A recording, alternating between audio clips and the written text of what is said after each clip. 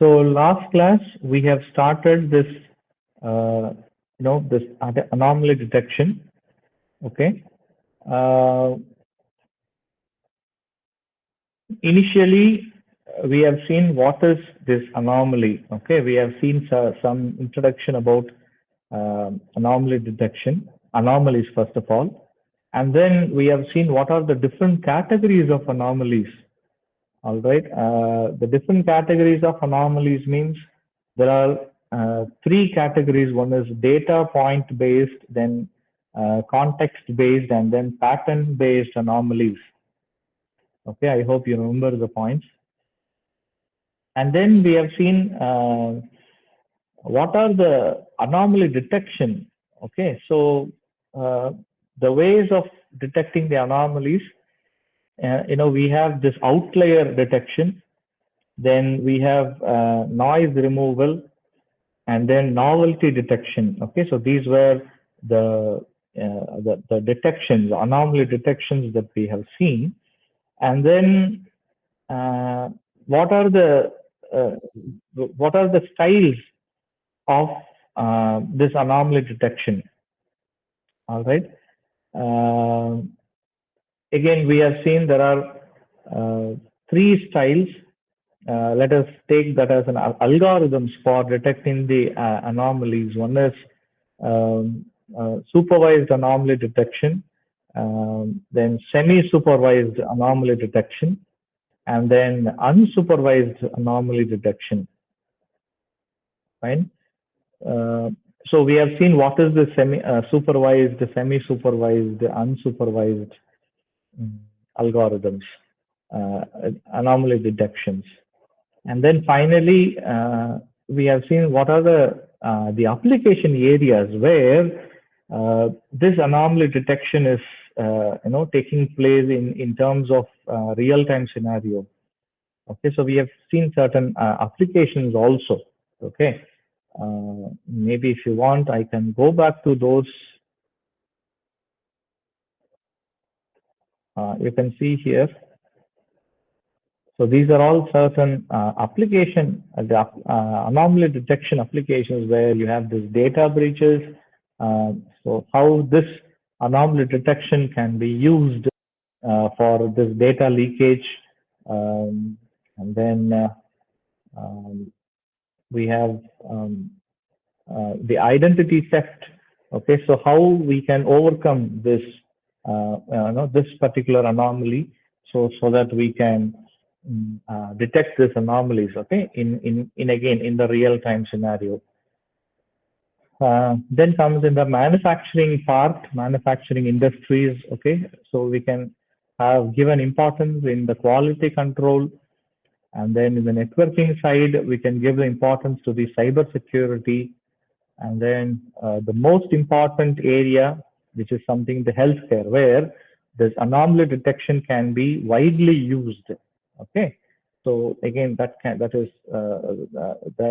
the area we can again see.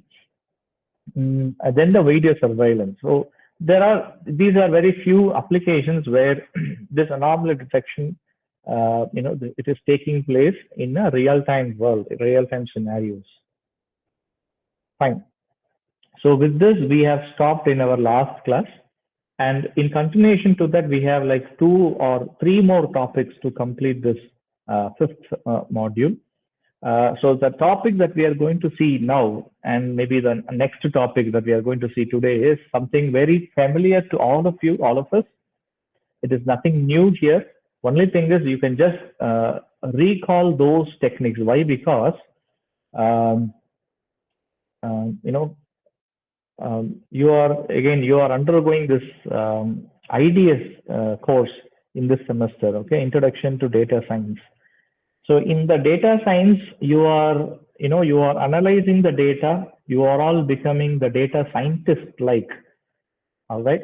So you are again focusing on various ML algorithms, going with training, testing. Fine. So everything is there.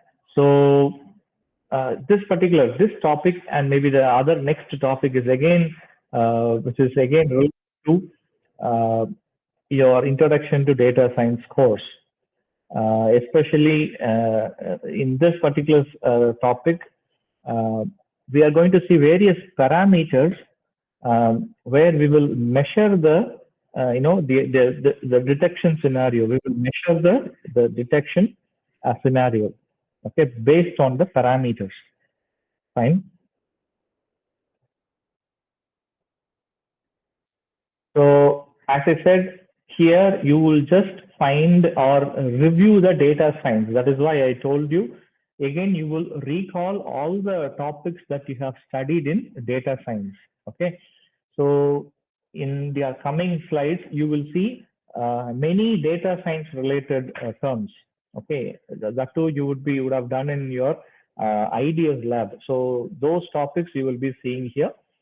In addition to that, we will have two algorithms. One is this isolation forest algorithm, and the other one is this SVM, support vector machine algorithm. Okay. So today, I have planned to go with this data science, and then we will go with this isolation forest also. All right. So first of all, we have to understand what is this, data science, and that too, understand the basic concepts. So as I said, we have to analyze the data. All right. So we have to evaluate how effectively this anomaly detection model performs. Okay. So for that, we should have a fundamental foundational data science concepts. So here the goal is to determine whether the given data is an anomaly or not.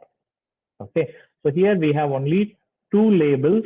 One can be a normal, or the other one can be an anomaly. Okay, so we are labeling each data point X with a class Y, such as anomaly or normal. Okay, so we have to understand this. Now, these are the parameters where you can measure or you can calculate something. For instance, here there is an example scenario given. We are considering a medical test to classify whether an animal is diseased or healthy. So in this context, we are considering positive if the animal is diseased. If it is negative, the animal is healthy. Okay. So you have your parameters like we have true positive, true negative, false positive, false negative. So I think you would be knowing this.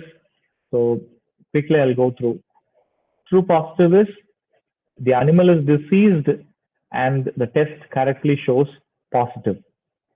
Whereas true negative means the animal is healthy and the test correctly shows it is negative. Whereas false positive, the animal is healthy, but the test incorrectly shows the positive. Whereas false negative, the animal is diseased, but the test incorrectly shows it is negative. Okay. Now, we are again taking the two types of errors, okay, in terms of statistics. One is type 1 error and type 2 error. Type 1 is if it is a false positive, then it is type 1 error. Similarly, if it is a false negative, it is type 2 error, right?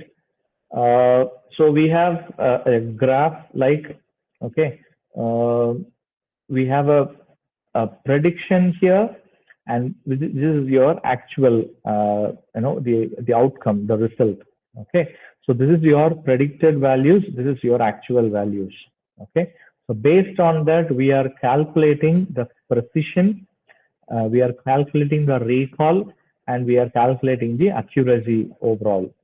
Okay, so as you all know, precision is true positive by true positive plus false positive, whereas recall is true positive by true positive plus false negative. And on the whole, if we call accuracy, then we will have true positive plus true negative divided by the total.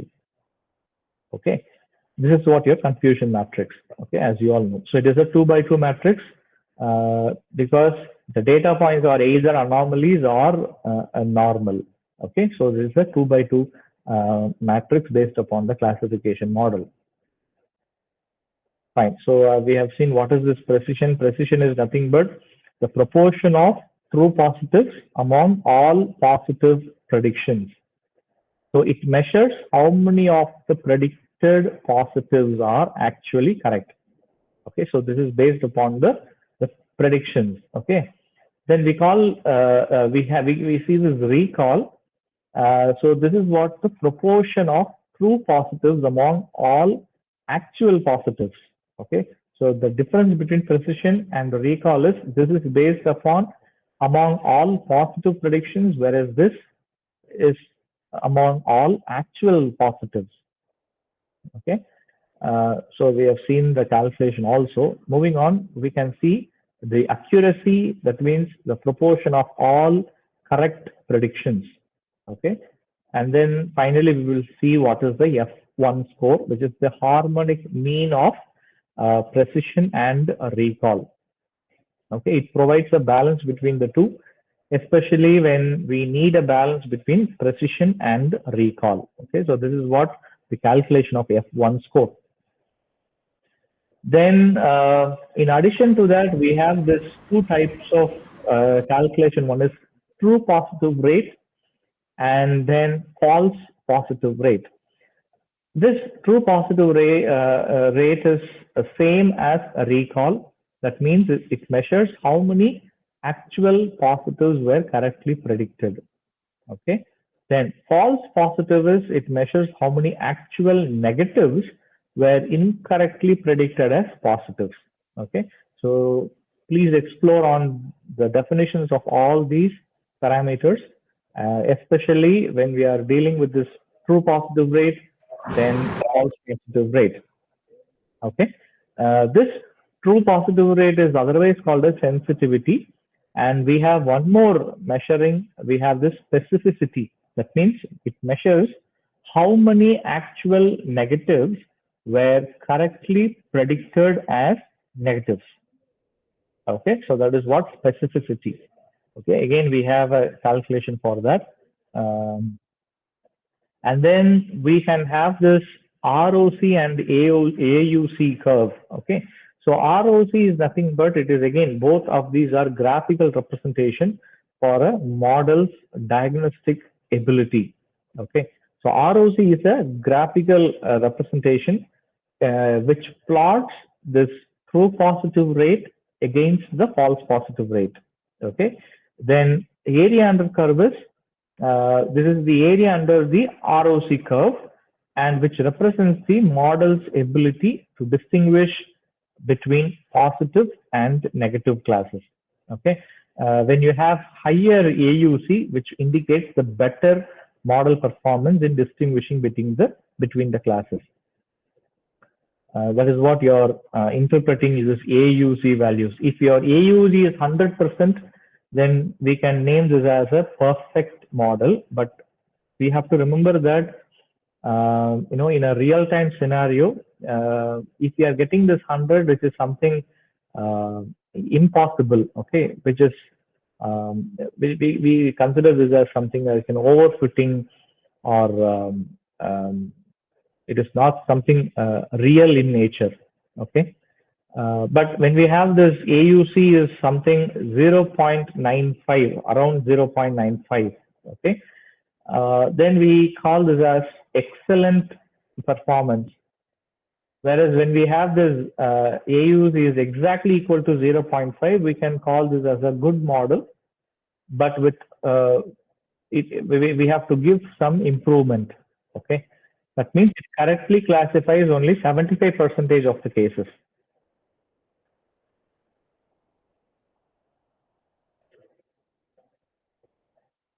And then going beyond, if we have only 0.5 and if we have less than 0.5, then the model is something related to it is consistently wrong when it is less than 0.5. And when it is exactly 0.5, it is something 50-50 model. It performs not better than random guessing, indicating no predictive ability.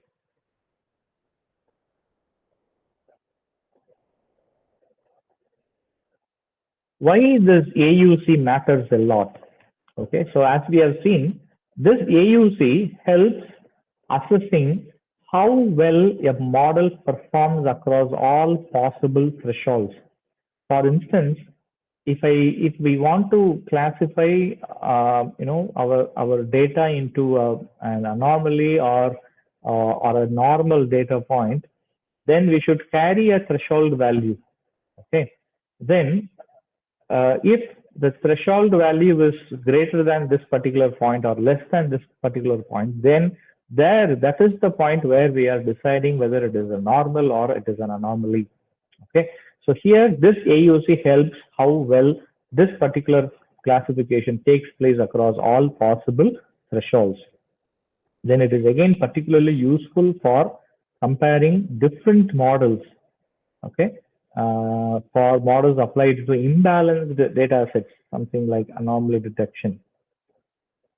So you can see here the various, the graphical representation for the various results. If our AUC is 100%, then obviously your rate will be like this, which is something like this. When it is 0.75, then you will have your curve like this. And when it is exactly 0.5, then your graph goes like this. And if it is 0.25, then it goes below. Okay, so based on the figure, we have already seen what is this, what each and every point refers to.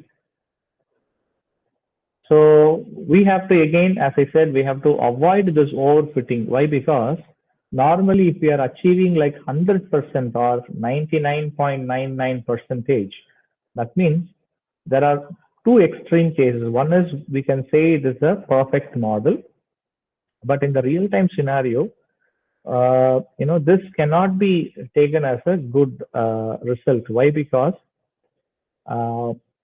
it is not in a real situation.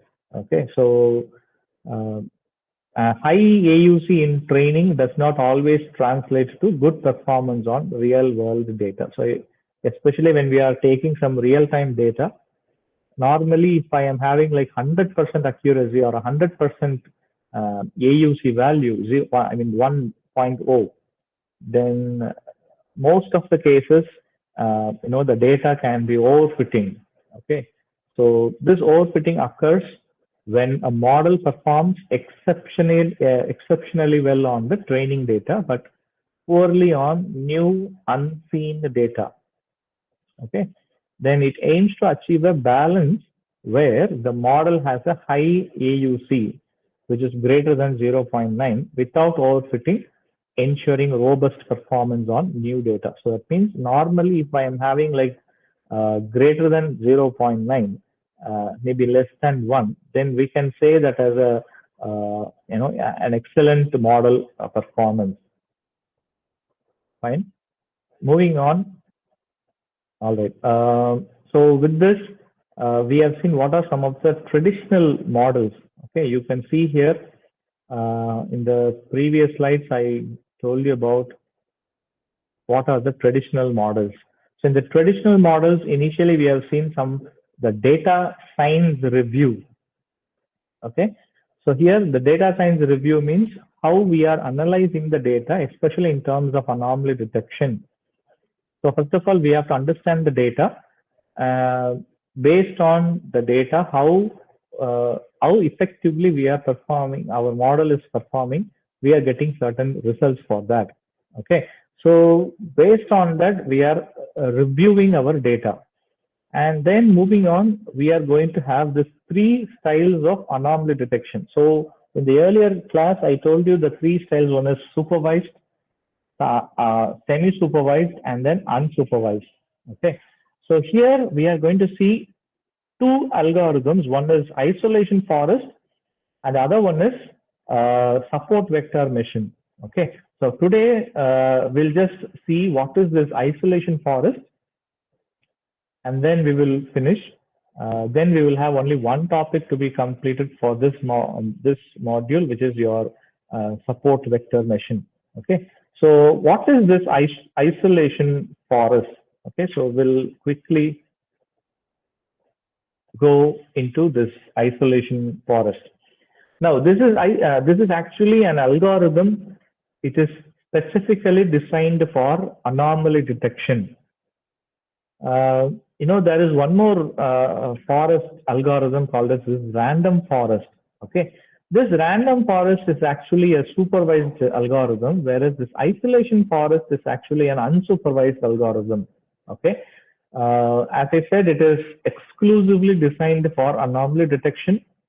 That is, it is based on the concept of isolating the anomalies specifically, which are the data points that are few and different from the majority. Okay. Now, what is the concept of this isolation? So here the concept is the anomalies are isolated more quickly than the normal points. So since anomalies are different, they can be separated or isolated with very fewer splits. Okay. For instance, uh, there is one example given here in terms of this isolation forest, but in general, I will give you one more example.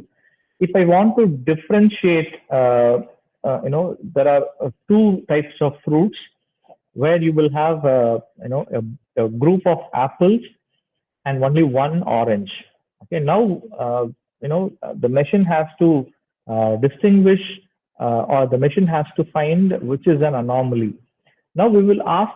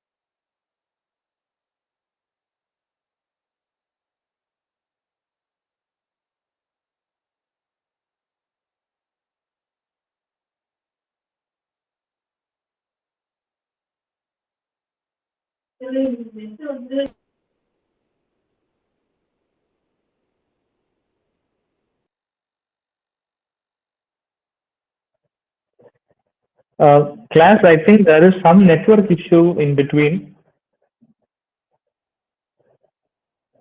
Are you all able to hear me? All right. Anyway, the time is up, so we will see in the next class.